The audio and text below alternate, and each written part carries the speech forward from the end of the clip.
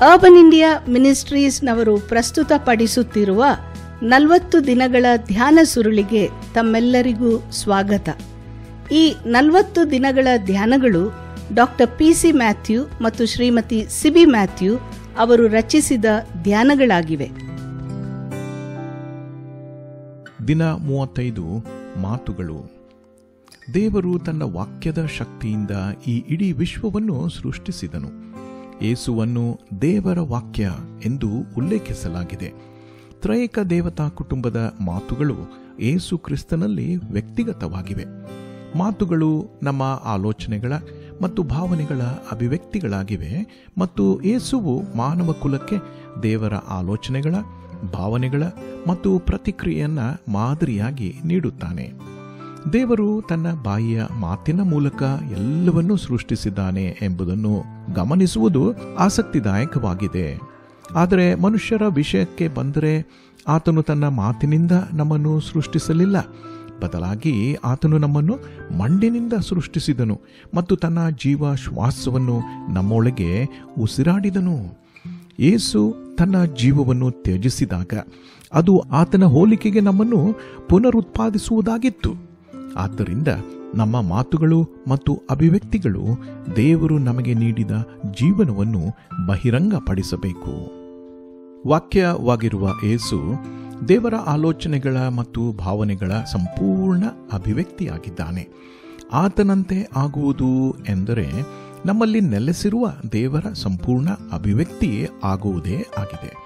ನಮ್ಮ ಮಾತುಗಳು ಜೀವನ ಮತ್ತು ಮರಣದ ಶಕ್ತಿಯನ್ನು ಹೊಂದಿವೆ ಎಂದು ಬೈಬಲ್ ಹೇಳುತ್ತದೆ. ಪಿತೃಗಳ ಆಶೀರ್ವಾದವನ್ನು ಹಿಂದೆ ಏಕೆ ಮುಖ್ಯವೆಂದು ಪರಿಗಣಿಸಲಾಗುತ್ತಿತ್ತು ಎಂಬುದನ್ನು ಇದು ವಿವರಿಸುತ್ತದೆ. ಈ ಕಾರಣಕ್ಕಾಗಿ ಯಾಕೋಬನು ತನ್ನ ತಂದೆಯ ಆಶೀರ್ವಾದವನ್ನು ಪಡೆಯುವ ಸಲುವಾಗಿ ತನ್ನ ಸಹೋದರನನ್ನು ವಂಚಿಸಿದನು. ನಮ್ಮ ಪದಗಳ ಶಕ್ತಿಯು ದೇವರು ನಮಗೆ ನೀಡಿದ ಜೀವನಕ್ಕೆ ತುಂಬಾ ಸಂಪರ್ಕ ಹೊಂದಿವೆ. ಪಾಪದಿಂದ ಮುರಿದು ಹೋದ ಜೀವನ ಯೇಸು ಕ್ರಿಸ್ತನ ಮೂಲಕ ಮತ್ತು ಪವಿತ್ರಾತ್ಮನ ಒಳಗಿನ ಉಪಸ್ಥಿತಿಯಿಂದ ಮಾತ್ರ ಪುನಃಸ್ಥಾಪಿಸಲ್ಪಡುತ್ತದೆ. ನಮ್ಮ ಮಾತುಗಳು ಬಂಧಿಸುವ ಮತ್ತು ಸಡಿಲಗೊಳಿಸುವ ಅಧಿಕಾರವನ್ನು ಹೊಂದಿವೆ. ದೇವರು ತನ್ನ ಮಕ್ಕಳು ತಮ್ಮ ಮಾತುಗಳನ್ನು ಎಚ್ಚರಿಕೆಯಿಂದ ಬಳಸಬೇಕೆಂದು ಬಯಸುವುದರಲ್ಲಿ ಆಶ್ಚರ್ಯವೇನಿಲ್ಲ. ಬೈಬಲ್ ನಮಗೆ ನೆನಪಿಸುತ್ತದೆ, ಮಾತುಗಳ ಬಹುಸಂಖ್ಯೆಯಲ್ಲಿ ಪಾಪವಿದೆ. ಪ್ರೀತಿಯಲ್ಲಿ ಸತ್ಯವನ್ನು ಮಾತನಾಡಲು ಮತ್ತು ನಮ್ಮ ಸಂಭಾಷಣೆಯು ಇಂಪಾಗಿಯೂ ರಸವತ್ತಾಗಿಯೂ ಮಾಡುವಂತೆ ಪೌಲನು ನಮ್ಮನ್ನು ಉತ್ತೇಜಿಸುತ್ತಾನೆ.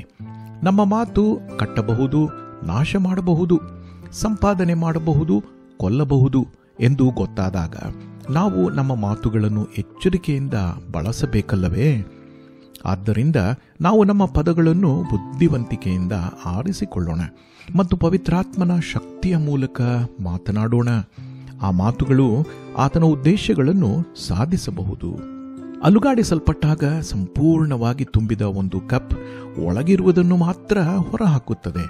ಅಸಹನೀಯ ನೋವನ್ನು ಅನುಭವಿಸುತ್ತಿರುವ ವ್ಯಕ್ತಿಯು ತನ್ನ ನೋವನ್ನು ನಿಭಾಯಿಸಲು ನಿಂದನೀಯ ಪದಗಳ ಸರಮಾಲೆಯನ್ನು ವ್ಯಕ್ತಪಡಿಸುತ್ತಾನೆ. ಅಂತಹ ಸಮಯದಲ್ಲಿ ಹೊರಬರುವುದು ಸಾಮಾನ್ಯವಾಗಿ ನಮ್ಮಲ್ಲಿ ಏನಿದೆ ಅಥವಾ ನಮ್ಮೊಳಗೆ ಯಾರಿದ್ದಾರೆ ಎಂಬುದಕ್ಕೆ ಸಾಕ್ಷಿಯಾಗಿದೆ. ನಮ್ಮ ಮಾತುಗಳು ನಮ್ಮಲ್ಲಿ ವಾಸಿಸುವ ಕ್ರಿಸ್ತನ ಅಭಿವ್ಯಕ್ತಿಯಾಗಬೇಕು. ನೋವು ಮತ್ತು ನಷ್ಟದ ನಡುವೆ ಸರಿಯಾದ ಆಲೋಚನೆಗಳು ಮತ್ತು ಮಾತುಗಳನ್ನು ಹೇಗೆ ಹೊಂದಬಹುದು? ಇದು ಪವಿತ್ರಾತ್ಮನ ಸಕ್ರಿಯಗೊಳಿಸುವಿಕೆಯ ಮೂಲಕ ಮಾತ್ರ. ನಾನು ಇದನ್ನು ಬರೆಯುವಾಗ ನನ್ನ ತಪ್ಪಿನ ಅರಿವು ನನಗಾಗುತ್ತಿದೆ. ಒತ್ತಡ ಮತ್ತು ನೋವಿನಲ್ಲಿ ಇರುವಾಗ ನಾನು ಇತರರ ಜೊತೆ ಕಟುವಾಗಿ ವರ್ತಿಸಿದ ತಪ್ಪು ನನ್ನ ಮೇಲಿದೆ. ನಮ್ಮ ಅಸಭ್ಯ ವರ್ತನೆಗೆ ನಮ್ಮ ಸಂದರ್ಭಗಳನ್ನು ದೂಷಿಸುವುದು ತುಂಬಾ ಅನುಕೂಲಕರವಾಗಿದೆ.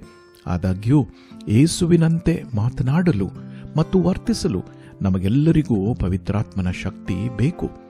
ಒಬ್ಬನು ಯೇಸುವಿನಂತೆ ಮರಣವನ್ನು ಅನುಭವಿಸುತ್ತಿರುವಾಗಲೂ ಸಹ ಕ್ಷಮೆ ಮತ್ತು ದಯೆಯ ಮಾತುಗಳನ್ನು ಮಾತನಾಡಲು ಒಬ್ಬನು ಆತನ ಆತ್ಮನಿಂದ ತುಂಬಿರಬೇಕು. ನಾವು ಆತನ ಹೋಲಿಕೆಗೆ ಎಷ್ಟು ಹೆಚ್ಚು ಬೆಳೆಯುತ್ತೇವೆಯೋ ಅಷ್ಟು ಹೆಚ್ಚು ನಮ್ಮ ಮಾತುಗಳು ನಮ್ಮಲ್ಲಿ ವಾಸಿಸುವ ಆತನನ್ನು ವ್ಯಕ್ತಪಡಿಸಲು ಪ್ರಾರಂಭಿಸುತ್ತವೆ. ಪ್ರಾರ್ಥನೆ ಮಾಡೋಣ. ಕರ್ತನಾದ ಯೇಸುವೆ, ಕಠಿಣ ಸಂದರ್ಭಗಳನ್ನು ಎದುರಿಸುವಾಗ ನನ್ನಿಂದ ಹೊರಹೊಮ್ಮಿದ ಆಲೋಚನೆಗಳ ಮತ್ತು ಮಾತುಗಳ ಬಗ್ಗೆ ನಾನು ತಪ್ಪಿತಸ್ಥನಾಗಿದ್ದೇನೆ. ನನ್ನ ಬಾಯಿಯ ಮಾತುಗಳು ಮತ್ತು ನನ್ನ ಹೃದಯದ ಧ್ಯಾನವು ನಿನಗೆ ಇಷ್ಟವಾಗುವಂತೆ ಕರ್ತನೆ, ನಿನ್ನ ಆತ್ಮನಿಂದ ನನ್ನನ್ನು ತುಂಬು. ಯೇಸುವಿನ ನಾಮದಲ್ಲಿ ಬೇಡಿದ್ದೇವೆ, ಆಮೆನ್. ಈ ಧ್ಯಾನಗಳು ನಿಮಗೆ ಆಶೀರ್ವಾದವಾಗಿವೆ ಎಂದು ನಂಬುತ್ತೇವೆ. ಇದನ್ನು ನಿಮ್ಮ ಕುಟುಂಬ ಮತ್ತು ಸ್ನೇಹಿತರಿಗೂ ಸಹ ಕಳುಹಿಸಿರಿ. ಆತನಂತೆ ಆಗುವುದು, ಆತನ ಜೊತೆ ಇರುವುದು, ಆತನಿಗೋಸ್ಕರ ಇರುವುದು ಎಂಬ ಧ್ಯಾನ ಸುರುಳಿಗಳು ಇಂಗ್ಲಿಷ್ನಲ್ಲಿ ಲಭ್ಯವಿದೆ. ಅದನ್ನು urbanindia.org ಯಲ್ಲಿ ನೀವು ಕೊಳ್ಳಬಹುದು.